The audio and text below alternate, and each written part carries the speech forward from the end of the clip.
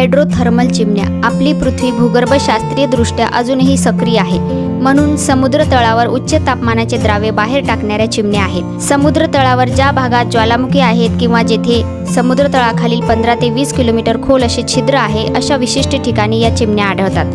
पृथ्वीबाहेरील आवरण किंवा कवच 32 ते 35 किलोमीटर जाडीचे आहे.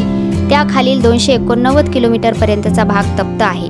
काही कारणांनी जमिनीतील पाणी पृथ्वीच्या कवचाखालील भागातील लाव्हाजवळ जाऊन गरम होऊन वर येते. अशा पाण्यामध्ये विरघळलेली गंधकयुक्त खनिजे असतात, जी समुद्रातील थंड पाण्याच्या संपर्कात येताच प्रत्यक्ष स्वरूपात उतरतात. अशा प्रकारे या चिमण्यांजवळ खनिजांचा ढीग जमा होत जातो.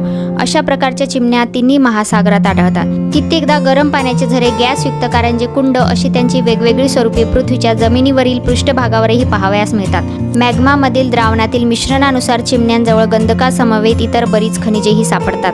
Please subscribe my channel and thanks for watching.